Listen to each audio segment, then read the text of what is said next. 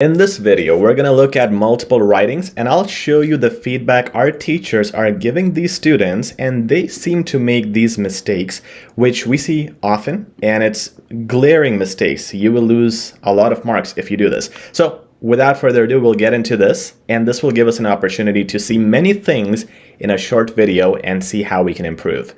So here you see this task 1, and there's the answer.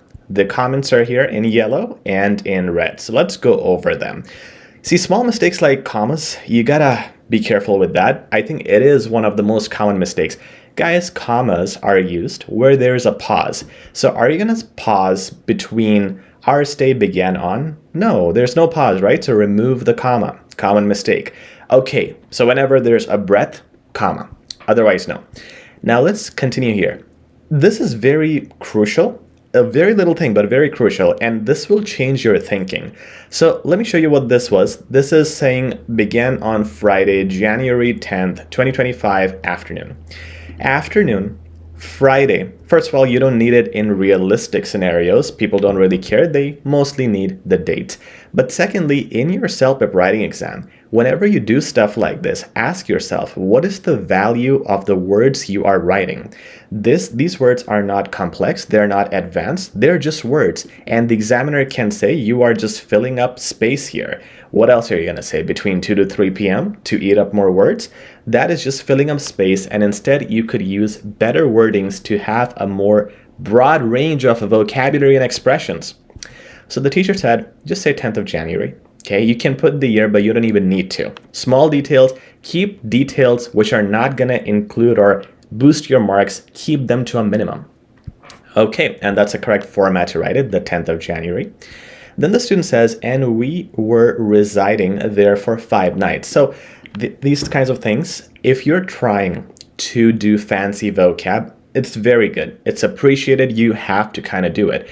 But if you don't know the difference between residing and stayed, don't take that risk in the exam. I think that's what happened here with the student, because residing was used instead of stay because it's fancier, and you can practice that at home and see if that is correct, if that is appropriate. If you're doing this in the exam, you're unsure, just say stayed because you know that is for sure correct.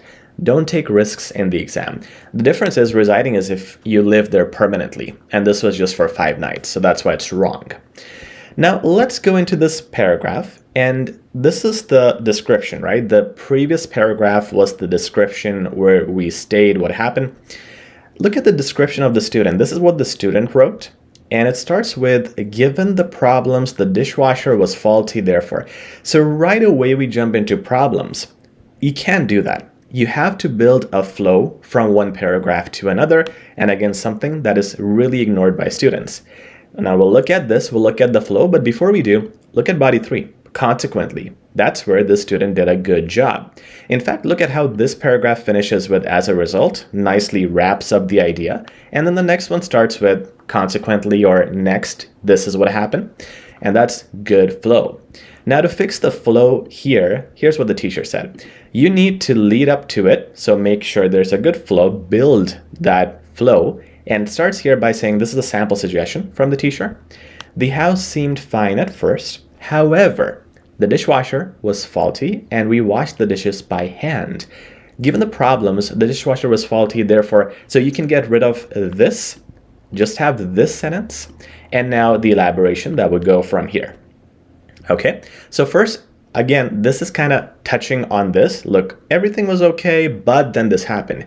Using connectors, however, therefore, consequently, afterwards, finally, secondly, that helps building your flow. Now, why do we give this feedback? Because we're really good at it, and we do the service absolutely free. If you purchase our course, you get more of these and you get more details, but for students who want to submit just one writing to check what they are doing incorrectly, we do the service for free. All you got to do is email us at info@HZadeducation.com. Link is in the description, email is in the description, and when I say we are really good at it, I'm not bragging about myself. These are our CELPIP expert teachers with years of experience, and their suggestions change and make a huge difference.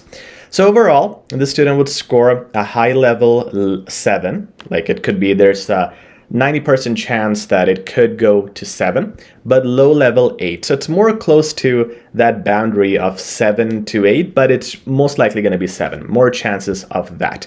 8 would be a big ask, and 9, we're not even close. For 9, you need almost perfection. Now let's keep looking. Let's look at some more mistakes. I picked out these versions for you guys because these are the mistakes I really wanted to point out. We see them too often. Okay, so task 2, this is a television survey, and basically you have two options. You want a family sitcom or a documentary series. So the intro went well, good intro. Now when you go into body 1, it says, to begin with, documentaries are a good way, good sentence.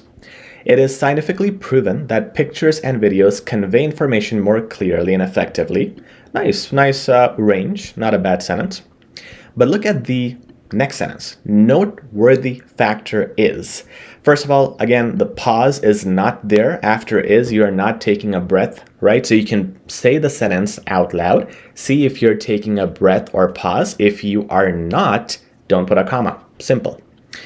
So that's one mistake similar to the previous one. As I said, these mistakes are repeated. And then another, so use the connector, another factor is, because you're introducing literally another factor. So flow is important.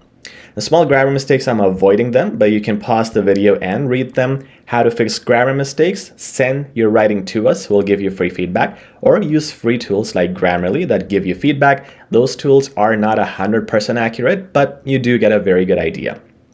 Okay. It's going to be telecasted. Once again, this risk, right? You're using an advanced word, and it's okay at home when you're preparing, because you will find out if this is okay or not. So I appreciate that as homework practice, but don't do this in the exam, because you cannot be telecast on television. You would have to use a different sentence. It will be on a telecast, right? You can't really say both telecast and television in the same sentence. Don't take risks. Now, I'd like you to see how this finished. It says, the teacher says here, this point could be stronger or rephrased better. Why? Let's have a look. First of all, I'll give you a task. Pause the video, check out this entire paragraph, or mainly check out at least this part, okay? And see if you can spot why the teacher said this. Okay, now I'm gonna do this if you haven't paused the video already. If we read this, it says, another noteworthy factor is that it is going to be on television, which is seen by a wide number of people. So there's a huge opportunity to telecast the good and gripping documentaries, which will help the society to become more aware. That's where the problem is. So are we talking about the society becoming more aware? Is that our main topic? Like they'll be more aware, people will know the difference between right and wrong, or they will be experts in their scientific fields. If that's the case, this point should just focus on awareness and knowledge. Those words should be the words I see. But what I really see is a focus on something else. Wide number of people. So there's an opportunity to send it and give this documentary to a wide number of people. Now, that is not elaborated here. This becoming aware and reaching more people are two different things. Just pick one thing, focus on one thing and explain that more. So if I decided to focus on, it's going to be seen by a wide number of people, there's a huge opportunity. I wouldn't repeat this. There's a huge opportunity. I mean, you already said it's going to be seen by a wide number of people. So let's elaborate on that. Wide number of people enabling millions to capture information that they wouldn't be able to in a small group, office, or at school. This medium ensures it is broadcasted to entire families and citizens or nationalities. That's what I would work on, making the impact to the world bigger. That's my main focus. So the main focus here is missing, and that often happens. And when you proofread it, you can correct it. So if you do stuff like this, just like what we did right now at the end, check the sentence. Is this making sense? It's not. Can be elaborated better. So when you see this kind of feedback from our teacher, this is when we do free feedback. But if you purchase our course or if you're a part of our classes, we do much more detailed feedback and we tell you the sample sentences in more detail. We ask you to do the same thing and we help you improve along the way. A big mistake at the end the student made here is there's no dear sir, madam. So there should not be yours sincerely and Jack Smith. You can do that in task 2. So you can say, dear sir, madam here, and then finish up with the salutation, but you cannot do one of the two. Either do both or don't do them. My advice is don't do them, because this is not an email. The question is not asking you to write an email to someone, and that's why this is going to have no marks. Just do it in an essay format. That's all that is required. Let's check out another writing right here. So this one is task 1. And some grammar mistakes. The student has relatively more grammar mistakes. Now see the issue with clarity again. And these are your task response marks. Guys, don't ignore this. Task response is 3 to 4 marks. It's a lot, okay? So the student talks about his interest or her interest in accomplishing company goals, and she's or he's a passionate leader with the mission to support the integrity of her team. Okay, but I'm afraid it is crucial to recreate a structure and increase the performance of her weekly meetings, because I can perceive tension and poor participation from my colleagues and my pupils.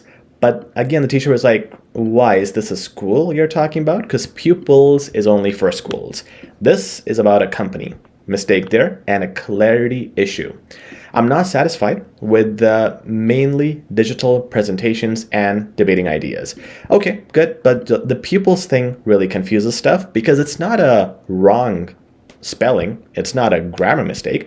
It's like they're talking about a school, and that confuses the whole topic. We know that's not what the student wanted, but he or she will be marked in a way that pupils is irrelevant. It's a task response issue. Now, the next paragraph, I'd like to suggest the option of incorporating to the weekly sessions an interactive time during our meetings, okay? Since we are a construction company, I encourage the idea of making an appearance in the field during work duties. Now, these are two different points, and that's why it should be separated. It's too much in one sentence. And once again, when you guys do complex sentences, which have two clauses in one sentence, do them. They will give you marks, but you gotta have 1 point in one sentence. These are 2 points, making it confusing. And the last statement also, the teacher said it is an unclear statement. Now, the last statement was giving the opportunity to share the office team what is realistically happening on our job site. This, I think the student wanted to continue with this. Like, if you do all of this, it will give you the opportunity to do this. And again, the examiner is not going to do what I just did. They're not going to go back and say, oh, this was connected to this. They're going to read it with the time they have. They're not going to dissect it. And if it is unclear, it's simply unclear. You have a task response issue. So you could have made a conclusion. This will result in giving people opportunity to whatever. But again, the student is trying too hard to connect everything in one sentence. Even when there was a full stop, this was kind of connected to all of this. So you can do that if you use good connectors. If you say, therefore, or overall, this will help in, or just make different sentences with different themes. Even clauses like this clause here and this clause here, they're different things. You need different sentences for these things. So make sure to clearly break down and separate your ideas. Now you have some grammar mistakes here, and teacher just said it was hard to follow your points. But again, structure is good. Not too many grammar mistakes, although there are more than what we saw initially. But this will score a 7 based on these mistakes, and especially the hit is being taken because of task response. Now, we're going to do another one of this. And it's going to be on speaking. We're going to look at some speaking answers and feedback. So if you haven't already, please subscribe, like, and share. You'll be notified with the next video. And check out our CELPIP course. It comes with free feedback. Link is in the description. Talk to you guys soon.